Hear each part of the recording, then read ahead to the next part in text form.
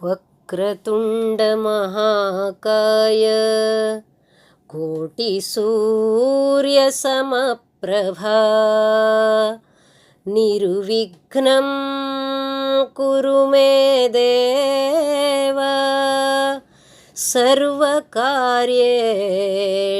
ಸರ್ವದಾ. ಜಯದೇ ಜಗದಾನಂದೇ ಜಗದೇಕ ಪ್ರಪೂಜಿತೆ ಜಯ ಸರ್ವಗತೆ ದುರ್ಗೆ ಜಗದ್ಧಾತ್ರಿ ನಮೋಸ್ತುತೇ. ಜಗದ್ಧಾತ್ರಿ ನಮೋಸ್ತುತೇ. ಎಲ್ಲರಿಗೂ ನಮಸ್ಕಾರ. ಶ್ರೀ ಲಲಿತಾ ಸಹಸ್ರನಾಮದ ಅರ್ಥವಿವರಣೆಯ ಈ ಮಹತ್ ಕೈಂಕರ್ಯಕ್ಕೆ ಶ್ರೀಮಾತೆ ಒಂದು ಸಂದರ್ಭವನ್ನು ಸೃಷ್ಟಿಸಿ ಬಾಲವಾಸಿಯಾದ ನನ್ನನ್ನು ಈ ತಪಸ್ಸಿಗೆ ನೇಮಿಸಿದ್ದಾಳೆ ಅನ್ನೋ ಭಾವದಲ್ಲಿ ಹೃದಯದಲ್ಲೇ ನೆಲೆಯಾಗಿರುವ ಮಾತೃಶಕ್ತಿಯನ್ನು ಮನಸಾವಂದಿಸಿ ನನ್ನ ಭಾವಾನುಚಿಂತನೆಗೆ ಎಷ್ಟು ಗ್ರಾಹ್ಯವೋ ಅಷ್ಟು ವಿಷಯವನ್ನು ಆದಷ್ಟು ಸರಳವಾಗಿ ನಮ್ಮೊಳಗೇ ನಾವು ಅನುಸಂಧಾನ ಮಾಡಿಕೊಳ್ಳಬಹುದಾದ ರೀತಿಯಲ್ಲಿ ಅರ್ಥವಿವರಣೆ ಮಾಡುವ ವೈಖರಿ ರೂಪದ ಸ್ತುತಿ ಇದು ಎಂಬ ಅನುಸಂಧಾನಾತ್ಮಕ ಭಾವದಲ್ಲಿಯೇ ಈ ಅಂತರ್ಯಾಗಕ್ಕೆ ಅಡಿ ಇಡ್ತಾ ಇದ್ದೇನೆ. ತಾವೆಲ್ಲರೂ ಹೃತ್ಪೂರ್ವಕವಾಗಿ ಮತ್ತೆ ಮತ್ತೆ ಕೇಳಿ ಭಕ್ತಿಭಾವ ಸಹಿತಾದ ವಿಚಾರಪೂರ್ವಕವಾಗಿ ಸಾಧ್ಯವಾದಷ್ಟು ಬದುಕಿನಲ್ಲಿ ಅಳವಡಿಸಿಕೊಂಡು ಬೆಳಕಿನ ಕಡೆಗೆ ನಮ್ಮೆಲ್ಲರ ನಡೆ ಸಾಗಲಿ. ಎಲ್ಲರಲ್ಲೂ ಇರುವ ಆಂತರಂಗಿಕ ಅರಿವಿನ ಬೆಳಕು ಅರಳಿ ಎಲ್ಲರ ಜೀವನ ಬೆಳಗಲಿ ಎಂಬ ಮಂಗಳಭಾವದ ಪ್ರಾರ್ಥನೆಯೊಂದಿಗೆ ಶ್ರೀ ಲಲಿತಾ ಸಹಸ್ರನಾಮದ ಸರಳ ಅರ್ಥವನ್ನು ಹೇಳ್ತಾ ಕೇಳ್ತಾ ಈ ಸತ್ಸಂಗ ವಿಚಾರಗಳಲ್ಲಿ ನಾವು ಜೊತೆಯಾಗಿ ಹೆಜ್ಜೆ ಹಾಕೋಣ. ಇಂದಿನಿಂದ ಪ್ರಾರಂಭಿಸಿ ಪ್ರತಿ ಶುಕ್ರವಾರ ಈ ನಾಮದ ಅರ್ಥವಿವರಣೆಯನ್ನು ನಮ್ಮ ಸ್ವಾನಂದ ದೀಪ್ತಿ ಯೂಟ್ಯೂಬ್ನಲ್ಲಿ ಹಾಕ್ತೀವಿ. ಶ್ರೀ ಲಲಿತಾಂಬಿಕೆಯ ಪೂರ್ಣ ಆಶೀರ್ವಾದವನ್ನು ಬೇಡ್ತಾ ಈ ಸಹಸ್ರನಾಮದ ಪ್ರವೇಶಿಕೆಯನ್ನು ಸಂಕ್ಷೇಪವಾಗಿ ನೋಡೋಣ. ಏನಾದರೂ ಜಿಜ್ಞಾಸೆ ಇದ್ದಲ್ಲಿ ಕೇಳುಗರು ಕಮೆಂಟ್ ಮೂಲಕ ಪ್ರಶ್ನೆ ಮಾಡ್ಬೋದು. ಸಾಧ್ಯವಾದಷ್ಟು ಈ ಲಲಿತಾ ಸಹಸ್ರನಾಮದ ಸಂಚಿಕೆಗಳನ್ನು ಆಸಕ್ತರಿಗೆ ನೀವು ಶೇರ್ ಮಾಡಿ. ಹಾಗೆ ಸ್ವಾನಂದ ದೀಪ್ತಿ ಯೂಟ್ಯೂಬನ್ನು ಸಬ್ಸ್ಕ್ರೈಬ್ ಮಾಡಿ. ಹೀಗೆ ನೀವು ಸಬ್ಸ್ಕ್ರೈಬ್ ಮಾಡಿಕೊಂಡಲ್ಲಿ ನಾವು ಹಾಕುವಂಥ ಲಲಿತಾ ಸಹಸ್ರನಾಮದ ಎಲ್ಲ ಸಂಚಿಕೆಗಳು ಕೂಡ ನಿಮ್ಮನ್ನು ತಲುಪುತ್ತೆ. ವೇದದ ಸಾರಭಾಗವಾದ ಉಪನಿಷತ್ಗಳು ಬೋಧಿಸುವ ಪರಬ್ರಹ್ಮ ತತ್ವ ಏನಿದೆಯೋ ಅದನ್ನೇ ಈ ಲಲಿತಾ ಸಹಸ್ರನಾಮದಲ್ಲಿ ದೇವಿ ರೂಪದಿಂದ ವರ್ಣಿಸಲಾಗಿದೆ. ಮೂಲತಃ ನಿರ್ಗುಣ ನಿರಾಕಾರ ಬ್ರಹ್ಮ ಅಥವಾ ಅದ್ವೈತ ತತ್ವ ಅಂತ ಉಪನಿಷತ್ ಯಾವುದನ್ನು ಹೇಳ್ತದೋ ಅದೇ ತತ್ವವನ್ನು ಈ ಸಹಸ್ರನಾಮಾವಳಿಯಲ್ಲಿ ಶ್ರೀಮಾತೆ ಲಲಿತಾಂಬಿಕೆ ಅಂತ ಸ್ತುತಿ ಮಾಡ್ತಾ ಇರುವಂಥದ್ದಾಗಿದೆ. ಈ ಜಗತ್ತಿಗೆ ಮೂಲ ಕಾರಣವಾದ ತತ್ವ ಒಂದಿದೆ, ಅದೇ ಸತ್ಯತತ್ವ. ಇದಕ್ಕೆ ಆಕಾರವಿಲ್ಲ, ಲಿಂಗವಿಲ್ಲ, ಗುಣವಿಲ್ಲ, ಶರೀರವಂತೂ ಇಲ್ಲವೇ ಇಲ್ಲ. ಇದು ಯಾವ ಕೆಲಸವನ್ನೂ ಮಾಡದ ನಿಷ್ಕ್ರಿಯವಾದ ಸರ್ವವ್ಯಾಪಕವಾದ ಚೈತನ್ಯ, ಅಂದರೆ ಎಲ್ಲೆಡೆಯಲ್ಲೂ ವ್ಯಾಪಿಸಿರುವ ಆತ್ಮತತ್ವ. ಸರ್ವಜ್ಞ ಇದು, ಅಂದರೆ ಎಲ್ಲವನ್ನೂ ಬಲ್ಲ ಸತ್ಯ. ಈ ಸತ್ಯವಾದಂಥ ಶಾಶ್ವತವಾದಂಥ ನಿರಾಕಾರ ಸ್ಥಿತಿಯನ್ನೇ ಅದ್ವಿತೀಯ ಸ್ಥಿತಿ ಅಥವಾ ಅದ್ವೈತ ಸ್ಥಿತಿ, ಬ್ರಹ್ಮಸ್ಥಿತಿ, ಆತ್ಮಸ್ಥಿತಿ ಅಂತೆಲ್ಲ ಉಪನಿಷತ್ತುಗಳು ಕರೆಯೋದು. ವೇದವೇ ಹೇಳುವಂತೆ ಈ ನಿರಾಕಾರ ಬ್ರಹ್ಮದ ಸ್ಥಿತಿಯಿಂದಲೇ ಇಡೀ ಜಗತ್ತು ಸೃಷ್ಟಿಗೊಂಡಿರೋದು. ಹಾಗಾಗಿ ಇಡೀ ಜಗತ್ತಿನ ಎಲ್ಲ ವಸ್ತು, ಎಲ್ಲ ಜೀವ, ಎಲ್ಲ ದೇವ ದಾನವರಾದಿಯಾಗಿ ಸೃಷ್ಟಿಗೊಂಡ ಬ್ರಹ್ಮಾಂಡ ಮಂಡಲದ ಎಲ್ಲರಿಗೂ ಕೂಡ ಈ ಚೈತನ್ಯವೇ ತಾಯಿ. ತಾಯಿ ಅಂದರೆ ಮೂಲ. ಹಾಗಾಗಿ ಈ ಮೂಲ ತತ್ವವನ್ನು ತಾಯಿ ಅಂತಲೋ ತಂದೆ ಅಂತಲೋ ದೇವರು ಅಂತಲೋ ಹೇಗೆ ಬೇಕಾದರೂ ಉಪಾಸನೆ ಮಾಡ್ಬೋದು. ವಾಸ್ತವಿಕವಾಗಿ ಈ ಮೂಲತತ್ವ ಚೈತನ್ಯವೇ ಹೊರತು ಪುರುಷನೂ ಅಲ್ಲ, ಸ್ತ್ರೀಯೂ ಅಲ್ಲ. ಉಪಾಸನೆಯ ಅನುಕೂಲಕ್ಕಾಗಿ ನಮ್ಮ ಮನಸ್ಸನ್ನು ಬಹಳ ಪ್ರೀತಿಯಿಂದ ಆ ತತ್ವದಲ್ಲೇ ನೆಲೆಗೊಳಿಸಲಿಕ್ಕೆ ಯಾವ ಭಾವ ಅನುಕೂಲವೋ ಆ ರೀತಿಯಲ್ಲಿ ಆ ನಿರಾಕಾರ ಚೈತನ್ಯವನ್ನು ನಾವು ಸಾಕಾರ ರೂಪದಲ್ಲಿ ಕಂಡು ದರ್ಶಿಸಿ ಆರಾಧಿಸಿ ಶರಣಾಗತರಾಗಿ ಮತ್ತೆ ಆ ನಿರಾಕಾರದಲ್ಲೇ ಬೆರೆತು ಹೋಗುವಂಥದ್ದು ಈ ಉಪಾಸನೆಯ ನಿಜವಾದ ಗುರಿ. ಹಾಗಾಗಿ ನಿಜವಾಗಿ ಸ್ತ್ರೀಯೂ ಅಲ್ಲದ ಪುರುಷನೂ ಅಲ್ಲದ ನಮ್ಮೆಲ್ಲರ ಮೂಲ ಚೈತನ್ಯವನ್ನೇ ನಾವು ಇಲ್ಲಿ ತಾಯಿ ಅಂತ ವಿಶೇಷವಾದ ಭಾವಸ್ಥಿತಿಯಲ್ಲಿ ಆರಾಧನೆ ಮಾಡ್ತಾ ಇದ್ದೀವಿ. ನಮಗೆಲ್ಲ ಗೊತ್ತೇ ಇದೆ ಈ ತಾಯಿ ಮಕ್ಕಳ ಬಾಂಧವ್ಯದ ಬೆಸುಗೆ ಅಂಥದ್ದು, ಆತ್ಮೀಯತೆ ಅಂಥದ್ದು ಅಂತ. ನಾವೆಲ್ಲರೂ ಈ ಜನ್ಮದಲ್ಲಿ ನಮ್ಮ ತಾಯಿಯಿಂದ ಉಂಡಂಥ ಮಮತೆ ವಾತ್ಸಲ್ಯಕ್ಕೊಂದು ಸರಿಸಾಟಿಯೇ ಇಲ್ಲ. ಇದೊಂದೇ ಸಂಬಂಧ ಈ ಲೋಕದಲ್ಲಿ ಅವ್ಯಾಜವಾದದ್ದು. ತಾಯಿಯ ಮುಂದೆ ಮಕ್ಕಳಿಗೆ ಭಯವೇ ಇಲ್ಲ, ಮುಚ್ಚುಮರೆಯೂ ಇಲ್ಲ, ಏನೂ ಇಲ್ಲ. ತಾಯಿ ತನ್ನ ಮಕ್ಕಳಿಗಾಗಿ ಮಾಡುವ ತ್ಯಾಗ, ತನ್ನ ಮಕ್ಕಳಿಗಾಗಿ ತೋರುವ ವಾತ್ಸಲ್ಯ, ಮಮತೆ, ಅವಳು ಮಾಡುವ ವ್ಯವಸ್ಥೆ, ಗುರುತ್ವ, ಶಿಕ್ಷಣ, ಶಿಕ್ಷೆ ಇತ್ಯಾದಿಯಾಗಿ ಎಲ್ಲವೂ ಕೂಡ ಅವಳು ತನ್ನ ಹೊಣೆಗಾರಿಕೆ ಎಂಬ ಭಾವದಲ್ಲಿ ಗ್ರಹಿಸಿ ಎಷ್ಟೇ ಕಷ್ಟವಾದರೂ ಸರಿ ಅವುಗಳನ್ನು ನಿಭಾಯಿಸ್ತಾಳೆ. ತನ್ನ ಸುಖ ಅವಳಿಗೆ ಮುಖ್ಯವೇ ಅಲ್ಲ, ತನ್ನ ಮಕ್ಕಳು ಬೆಳಿಬೇಕು, ತನ್ನ ಮಕ್ಕಳು ಬೆಳಗಬೇಕು ಎಂಬುದೇ ಅವಳ ಸದಾಶಯ. ಇಂಥ ಹೃದಯ ಸಂಬಂಧವುಳ್ಳ ಮಮತಾಮಯಿ ನಮ್ಮ ತಾಯಿಯ ಒಂದು ಸಣ್ಣ ಉದಾಹರಣೆಯನ್ನು ನಮ್ಮ ಮುಂದಿಟ್ಟು ನಮಗೂ ತಾಯಿಯಾಗಿ, ನಮ್ಮ ತಾಯಿಗೂ ತಾಯಿಯಾಗಿ, ಅವಳ ತಾಯಿಗೂ ತಾಯಿಯಾಗಿ, ಹೀಗೆ ಲೋಕದ ಎಲ್ಲರ ತಾಯಿಯಾದ ಈ ಚೈತನ್ಯ ವಸ್ತು ಜಗನ್ಮಾತೆ ಎಲ್ಲರನ್ನೂ ಹಡೆದು ಎಲ್ಲರಿಗೂ ಜೀವನದ ವ್ಯವಸ್ಥೆ ಮಾಡಿ ಬದುಕಿಸಿ ಹೇಗೆ ತನ್ನ ಮಕ್ಕಳನ್ನು ಕಾಪಾಡ್ತಾಳೆ ಅನ್ನುವಂತಹ ಮಹತ್ವದ ವಿಷಯಗಳೆಲ್ಲ ಈ ಲಲಿತಾ ಸಹಸ್ರನಾಮಗಳಲ್ಲಿ ರಹಸ್ಯವಾಗಿ ಅಡಗಿವೆ. ಇದರ ಜೊತೆಗೆ ಉಪನಿಷತ್ತು ಹೇಳುವ ನಿರ್ಗುಣ ಸ್ವರೂಪದ ವರ್ಣನೆ, ಮಂತ್ರ, ತಂತ್ರ, ಯಂತ್ರ, ವಿಗ್ರಹಾರಾಧನೆ, ಯೋಗಶಾಸ್ತ್ರ, ವೇದ, ಪುರಾಣಾದಿ ವಿಷಯಗಳಿಂದ ಅನೇಕ ಸಂಗತಿಗಳ ರಹಸ್ಯವನ್ನೂ ಕೂಡ ಈ ಸ್ತೋತ್ರ ಸಾಹಿತ್ಯ ತನ್ನಲ್ಲಿ ಅಡಗಿಸಿಟ್ಟುಕೊಂಡಿದೆ. ಇಷ್ಟೇ ಅಲ್ಲ, ಅನೇಕ ವೈಜ್ಞಾನಿಕ ಸಂಗತಿಗಳು, ಜೀವಶಾಸ್ತ್ರದ ಸಂಗತಿಗಳು, ಪರಿಸರಕ್ಕೆ ಸಂಬಂಧಿಸಿದಂಥ ಅನೇಕ ಸಂಗತಿಗಳು, ಆರೋಗ್ಯಕ್ಕೆ ಸಂಬಂಧಿಸಿದ ವಿಷಯಗಳು, ಹೀಗೆ ಸಮಗ್ರವಾಗಿ ಎಲ್ಲ ಸಂಗತಿಗಳನ್ನು ಈ ಸಹಸ್ರನಾಮಾವಳಿ ಒಳಗೊಂಡಿದೆ. ಸಂದರ್ಭಾನುಸಾರವಾಗಿ ಈ ನಾಮಗಳ ಸಂಕ್ಷಿಪ್ತ ಅರ್ಥ ವಿವರಣೆಯನ್ನು ನಾವು ನೋಡ್ತಾ ಹೋಗ್ಬೋದು. ಹಾಗೆಯೇ ಹೆಚ್ಚಿನ ಅರ್ಥ ವಿವರಣೆಯಲ್ಲಿ ಭಗವದ್ಗೀತೆಯಲ್ಲಿ ಶ್ರೀಕೃಷ್ಣ ಹೇಳುವ ವಿಷಯಗಳೇ ಈ ನಾಮಗಳಲ್ಲಿ ಇರೋದರಿಂದ ಮತ್ತು ಭಗವದ್ಗೀತೆಯ ಪರಿಚಯ ಈಗ ಬಹಳಷ್ಟು ಜನಕ್ಕೆ ಇದೆ ಅಂತ ಭಾವಿಸಿ ಆ ನಾಮಗಳನ್ನು ಗೀತೆಯ ಆಧಾರವನ್ನಿಟ್ಟೇ ಸ್ಪಷ್ಟಪಡಿಸಲಾಗ್ತದೆ. ಇನ್ನು ಈ ಲಲಿತಾ ಸಹಸ್ರದ ಮೂಲ ಏನು ಅಂತ ನೋಡೋಣ. ಈ ಲಲಿತಾ ಸಹಸ್ರನಾಮವು ವೇದವ್ಯಾಸ ರಚಿತವಾದ ಬ್ರಹ್ಮಾಂಡ ಪುರಾಣದ ಲಲಿತೋಪಾಖ್ಯಾನವೆಂಬ ಕೊನೆಯ ಭಾಗದಲ್ಲಿ ಬರುವಂಥದ್ದು.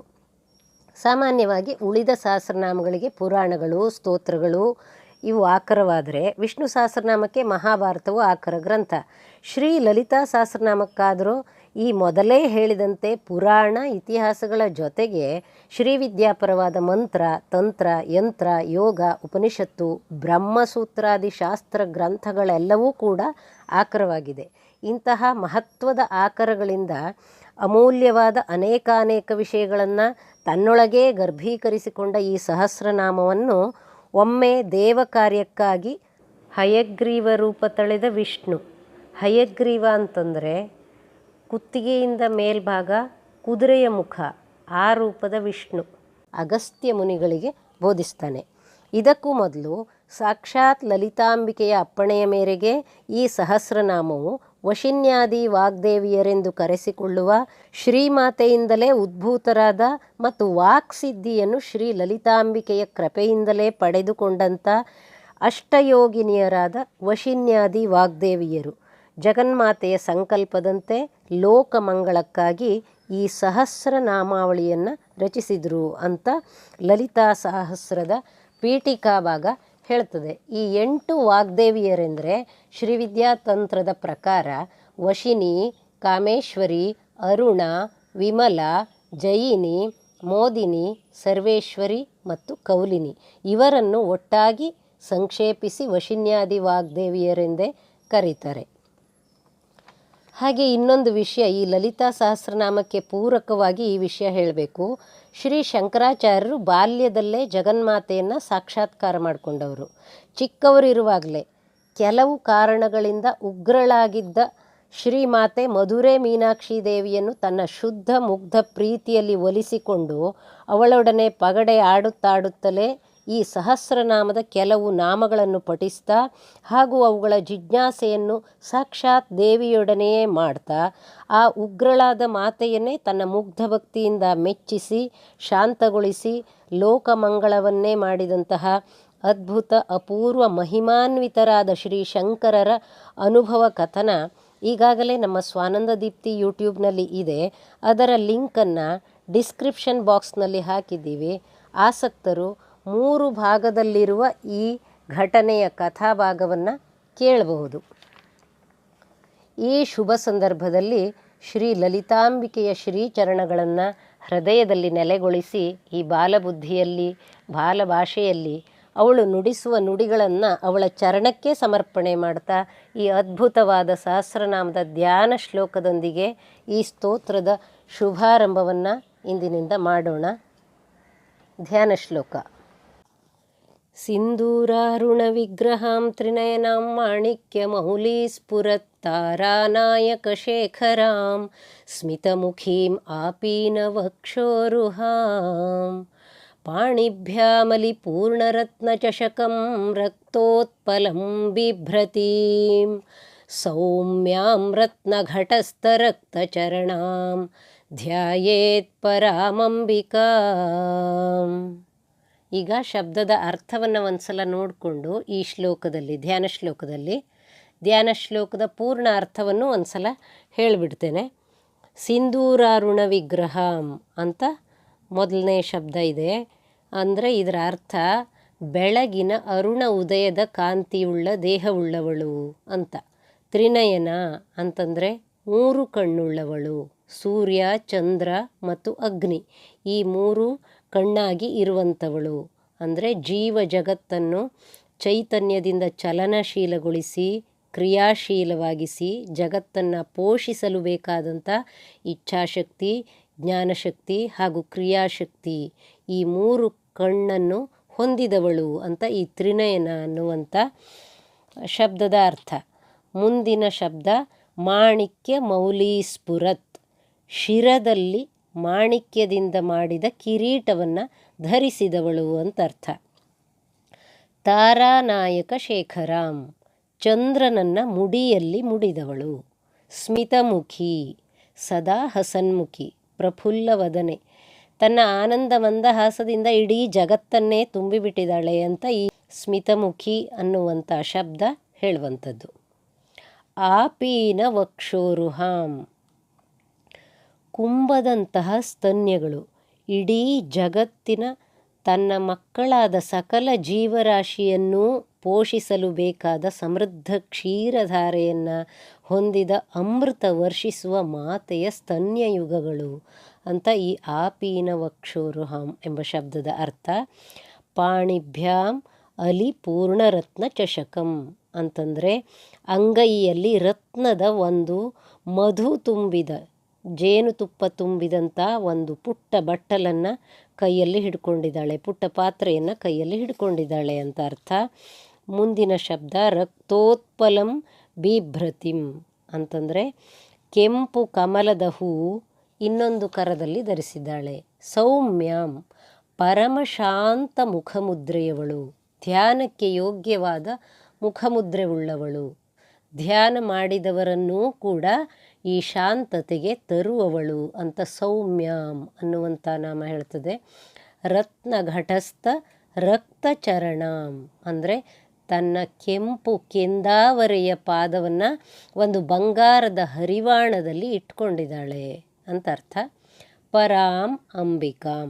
ಇಂಥ ಪರಾಶಕ್ತಿಯಾದ ಪರಂಜ್ಯೋತಿಯಾದ ಎಲ್ಲರಲ್ಲೂ ಅರಿವಿನ ಬೆಳಕನ್ನು ಬೆಳಗುತ್ತಿರುವ ನಮ್ಮೆಲ್ಲರ ತಾಯಿಯಾದ ಮೂಲ ಚೈತನ್ಯವನ್ನು ಜಗನ್ಮಾತೆ ಅಂಬಿಕೆಯ ಆ ಪರಾಸ್ವರೂಪವನ್ನು ಧ್ಯಾನಿಸಬೇಕು ಅಥವಾ ಆ ಪರಾಸ್ವರೂಪವನ್ನು ಧ್ಯಾನಿಸುತ್ತೇನೆ ಅಂತ ಈ ಶ್ಲೋಕದ ಒಟ್ಟು ಅರ್ಥ. ಪೂರ್ತಿಯಾಗಿ ಅರ್ಥವನ್ನು ಒಂದು ಸಲ ನೋಡಿಬಿಡೋಣ.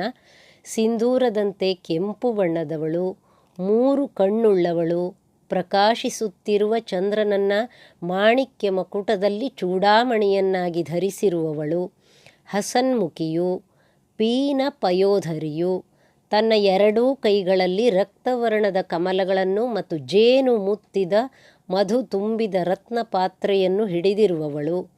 ಸೌಮ್ಯ ರೂಪಳು, ರತ್ನಘಟದ ಮೇಲೆ ತನ್ನ ಕೆಂಪು ಚರಣಗಳನ್ನಿರಿಸಿದವಳೂ ಆದ ಪರಾಂಬಿಕೆಯನ್ನು ಧ್ಯಾನಿಸಬೇಕು. ಪರಾಂಬಿಕೆಯನ್ನು ಧ್ಯಾನಿಸುತ್ತೇನೆ ಅಂತ ಈ ಶ್ಲೋಕದ ಪೂರ್ತಿ ಅರ್ಥ. ಇದು ಧ್ಯಾನಯೋಗ್ಯವಾದ ಆ ದೇವಿಯ ರೂಪದ ಒಂದು ಚಿತ್ರಣ. ಯಾಕೆ ಅಂತಂದರೆ ನಮ್ಮ ಮನಸ್ಸಿಗೆ ನಿರಾಕಾರವನ್ನು ಮೊದಲೇ ಹಿಡಿಲಿಕ್ಕೆ ಸಾಧ್ಯ ಇಲ್ಲ. ಹಾಗಾಗಿ ಮನೋಹರವಾದ ಮಂಗಳಮಯ ಮಾತೃಭಾವವನ್ನು ಮನಸ್ಸಿನಲ್ಲಿ ಆವಿಷ್ಟವಾಗುವುದಕ್ಕಾಗಿ, ಅಂದರೆ ಮಂಗಳಮಯವಾಗಿ ಆ ಮಾತೃಭಾವದ ರೂಪ ನಮ್ಮ ಮನಸ್ಸಿನಲ್ಲಿ ಆವಿಷ್ಟ ಆಗಬೇಕಲ್ಲ, ಆ ರೀತಿ ಆವಿಷ್ಟವಾಗುವುದಕ್ಕಾಗಿ ಮತ್ತು ನಮ್ಮ ಮನಸ್ಸಿನ ಆಲಂಬನೆಗಾಗಿ ಈ ತ್ರಿಪುರ ಸುಂದರಿಯನ್ನು ಈ ರೀತಿ ಕಲ್ಪಿಸಿ ಧ್ಯಾನ ಮಾಡುವಂಥ ರೀತಿಯನ್ನು ಈ ಶ್ಲೋಕ ಹೇಳ್ತಾ ಇದೆ. ಈ ಧ್ಯಾನ ಶ್ಲೋಕ ಪಠಿಸುವಾಗ ಲಲಿತಾಂಬೆ ಸಾಕ್ಷಾತ್ ತನ್ನೆದುರಿಗಿದ್ದಂತೆ ಭಾವಿಸಿಕೊಳ್ಳಬೇಕು. ಉಳಿದೆಲ್ಲವನ್ನೂ ಕೂಡ ಮರೆತು ಬಿಡಬೇಕು. ಈ ರೀತಿಯಲ್ಲಿ ಧ್ಯಾನ ಮಾಡಬೇಕು ಅಂತ ಈ ಧ್ಯಾನ ಶ್ಲೋಕ ಹೇಳ್ತಾ ಇದೆ. ನಮ್ಮ ತಾಯಿ ಜಗನ್ಮಾತೆ ಲಲಿತಾಂಬಿಕೆ ನಮ್ಮೆದುರಿನಲ್ಲಿಯೇ ಕುಳಿತು ನಾವು ಪಠಿಸುವ ನಾಮಗಳನ್ನು ಆನಂದದಿಂದ ಕೇಳ್ತಾ ಇದ್ದಾಳೆ ಅಂತ ಭಾವಿಸಿನೇ ಪ್ರೀತಿಯಿಂದ ಎಚ್ಚರಿಕೆಯಿಂದ ಗಮನ ಇಟ್ಟು ಉಳಿದದ್ದನ್ನೆಲ್ಲ ಮರೆತು ತಾನು ಮತ್ತು ತನ್ನೆದುರಿಗಿನ ತಾಯಿ ಇಷ್ಟನ್ನೇ ಭಾವಿಸಿ ಧ್ಯಾನ ಶ್ಲೋಕದಿಂದ ಪ್ರಾರಂಭಿಸಿ ಇಡೀ ಸಹಸ್ರನಾಮವನ್ನು ಪಠಿಸಬೇಕು. ಇದು ನಿಜವಾಗಿ ಸಹಸ್ರನಾಮವನ್ನು ಪಠಿಸುವ ರೀತಿ ಮತ್ತು ಅದು ವಿಶೇಷವಾಗಿ ಪಠಿಸಿದವರಿಗೆ ಫಲಿಸುವ ರೀತಿ ಎಂದು ಜ್ಞಾನಿಗಳು ಹೇಳ್ತಾರೆ. ಈ ಮಾತನ್ನು ನಾವು ಸಹಸ್ರನಾಮ ಪಠನೆಯ ಕಾಲಕ್ಕೆ ಸದಾ ನೆನಪಿಟ್ಕೊಳ್ಬೇಕು. ಶ್ರೀಮಾತಾ ಶ್ರೀ ಮಹಾರಾಜ್ಞಿ ಅಂತ ಶುರುವಾಗುವಂಥ ಲಲಿತಾ ಸಹಸ್ರನಾಮದ ನಾಮಗಳನ್ನು ಮುಂದಿನ ಒಂದು ಸಂಚಿಕೆಯಲ್ಲಿ ನೋಡೋಣ. ನಮಸ್ಕಾರ.